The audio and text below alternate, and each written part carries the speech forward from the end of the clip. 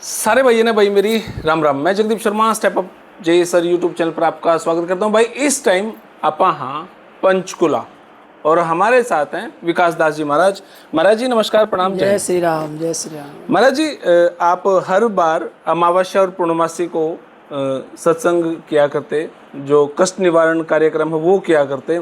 अब की बार पूर्णमासी पे या अमावस्या पे नहीं कर रहे हैं, 9 तारीख को कर रहे हैं। आपकी बार 9 अगस्त को कामिका एकादशी है।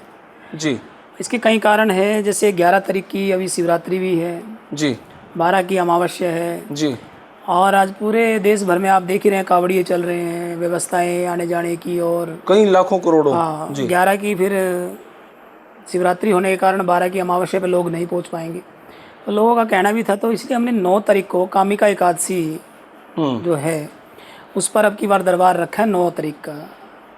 तो 9 अगस्त को दरबार है और 9 अगस्त को ही सभी भगत पहुंच रहे हैं। हमने अपने पिछले दरबार में भी सबको मैसेज दिया था जी। और इस दरबार में 9 अगस्त को सब पहुंच रहे हैं। तो जिस तरीके से अमावस्या को हम ये मानते हैं पितरों के लिए अच्छा होता है, क्या एकादशी की भी कोई ऐसी वैल्यू होती है कि भी पितरों के लिए, प्लस सावन का महीना, क्या इनका कोई कॉम्बिनेशन ये बनता आप 12 महीने होते हैं, है? जी महीने में 2 एकादशी आती हैं। जी और एकादशियों का अगर हम इतिहास उठा के देखें तो पांडवों की कथाएं और कथाएं इसमें चलती हैं। कितना मोक्ष कथाओं से मिलता है, कितना मोक्ष एकादशी से। एक एकादशी का व्रत एक ऐसा व्रत है, आप पूरे साल भर कोई व्रत ना करें, एकादशी का व्रत करें तो उसका फल 100 गुना मिलता है। और उस दिन हम पूजा अर्चना वंदना करते हैं तो उसका फल भी कई हज़ार गुना मिलता है। ऐसी बात नहीं है। ये दिन हमारे लिए शास्त्रों में बड़ी अहमियत बताते हैं इन दिनों की। तो अब की बार एकादशी के दिन हमने ये दरबार रखा है और इससे अगला दरबार भी हम एकादशी पर ही रख रहे हैं।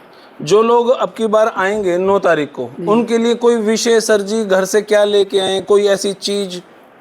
हाँ, एकादशी के दिन हमने हवन रखे हैं। ठीक है जी। उस दिन लोग अपने घर से वही नारियल जो लेके आते हैं, जी वो नारियल लेके आए, 5 लौंग 5 इलायची। 5 लौंग 5 इलायची। बिल्कुल। तो कई बार आप घर से मिट्टी भी मंगवाते, वो किन को लानी चाहिए या ना लेके? जो नए लोग आ रहे हैं वो मिट्टी लेके आए। पुराने लोग तो मिट्टी लेकर आ ही चुके हैं, नए लोग जो आएंगे वो मिट्टी लेकर आए।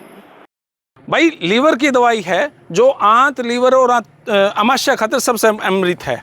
किसने लेनी चाहिए? जो बालक बाहर पड़े हैं, घर की रोटी नसीब नहीं होती, जो माँ बाप घर से बाहर रहे हैं, जो ड्राइवर हैं, जो ट्रक चलावे हैं, जो लगातार 10-10 घंटे ड्राइविंग करें, घर का खाना नसीब नहीं होता, जिनका फैटी लीवर की समस्या, आपने खुद जब टेस्ट करा होगा तो फैटी लीवर आया होगा, उन खातिर यह चीज़ है। जिनका शुगर बना है उन खातिर यह चीज़ ज़बरदस्त है। और जो आधा घंटा लेटरिन में बैठे रहे हैं, 2 मिनट में पेश करा है दवाई, गजब। जय श्री राम। ओके, समय क्या रहेगा? दरबार जो समय लगता है सुबह का समय ही रहेगा। 9 बजे दरबार प्रारंभ हो जाएगा जी। और प्रभु इच्छा तक चलेगा। तो भाई जल झाड़ा और भभूत वाले हमारे विकास दास जी महाराज, अब का कार्यक्रम मोहड़ा धाम में 9 तारीख का है। और इससे पहले जो अब की बार पूर्णमासी गई है वो कार्यक्रम था भाखड़ा डैम पे, जो भाखड़ा धाम जिसको हम बोलने लगे हैं, वहाँ पे एक चमत्कारिक शक्तियों के बाद अब फिर से अब की बार 9 तारीख को कार्यक्रम होगा आपके मोहड़ा धाम अम्बाड़ा में। जिसके घर में कोई भी समस्या हो, क्योंकि मामला सनातन का है, मामला अध्यात्म का है, और भाई समस्याएं वो जब डॉक्टर अपनी रिपोर्ट में ये कह दे भाई हमें तो कोई बीमारी नज़र नहीं आ रही, फिर भी आपको बीमारी दिखती है, जब एक थानेदार ये कह दे भाई केस तो बनता नहीं था फिर भी आपके ऊपर केस होगा, और वो सारी अब नॉर्मल समस्याएं, वो सारी सुपरनेचुरल समस्याएं जो आपको लगता है भाई यो बीमार था फिर यो बीमार होगा, फिर यो घर से बीमारी ही नहीं जा रही है, पैसा ही नहीं टिक रहा है, नौकरी थी, अच्छा खासा बिजनेस था, सब डैमेज हो रहा है। तो भाई एक बार आगे देखो मोहड़ा धाम में 9 तारीख को मोहड़ा धाम में कार्यक्रम है, एकादशी है। और महाराज जी से भी बातचीत कर ही रहा था मैं। महाराज जी, एक भाई है हमारा धर्मेंद्र हुड्डा, मेरा काफ़ी लाड प्यार है उसके साथ। अभी उसने काफ़ी वीडियोस में ये कहा है भाई ये जो गंदे डांस चल रहे हैं यूट्यूब पे, इंस्टाग्राम पे, ये बंद होने चाहिए। उसने करवा भी दिए बंद। अब वो ये कह रहा है जितने भी पाखंडी बाबा हैं उनके भी धंधे बंद कराऊंगा। तो मैं आपसे ये जानना चाहता हूँ वो पाखंडी वाली सेंस क्या होती है, कौन पाखंडी होता है? देखिए, बड़ा अच्छा काम किया उसने हरियाणा में पिछले दिनों। जो डांस वगैरह होते थे, बिना वस्त्रों के नाचना और ये करना, एक खाप पंचायत की मीटिंग हुई हम्म और उसमें काफ़ी अच्छे फैसले लिए गए, बहुत अच्छी पहल थी उसकी। हम्म अब रही पाखंडियों की बात जो वो कर रहे हैं, हम्म पहली बात तो उनको ये देखना चाहिए धर्मेंद्र हुड्डा को कि भाई आप कहाँ बैठे हैं, आप आकर एक बार पहले इसका रिसर्च करें बैठकर कि पाखंडी कहा किसको जाता है। एक ही कहते हैं ना, कहावत है हरियाणा में, एक लाठी से सारी भैंस हाँकना अच्छा नहीं है, गलत हो जाएगा। गलत हो जाता है। अगर एक मछली ठीक नहीं है तो सारी मछलियाँ ख़राब नहीं है। एक मछली तालाब को गंदा कर देती है तो सारी मछली ख़राब नहीं होती है। तो बात वो नहीं है, बात है झाड़ा फूक की बात उसने करी है, पर्ची निकालने की बात उसने करी है। अब कितना दम है पर्ची निकालने का। आज जिस भी दरबार में, जहाँ भी जो भी दरबार लगा रहे हैं, जैसे हमारा लग रहा है, आपका लग रहा है, इनका किसी का भी लगता है, तो वहाँ किसी को हम निमंत्रण देके तो बुलाते नहीं, वही आप आ जाओ हमारे पास, आ जाओ। छोड़ तो दे नहीं रखे। हाँ, जो भी है। जी। रही बात किसी की जेब से पैसा निकालने का काम कोई नहीं करता कि ज़बरदस्ती पैसा निकाला जा रहा है। आपकी कहीं संतुष्टि हो रही है, आपकी कहीं मानसिकता अच्छी बन रही है उनके प्रति, तो आप दे रहे होंगे उनको।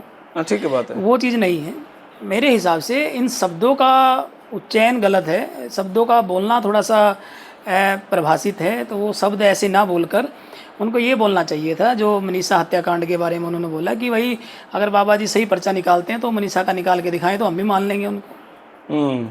तो एक शब्दों का थोड़ा प्रयोग होता है।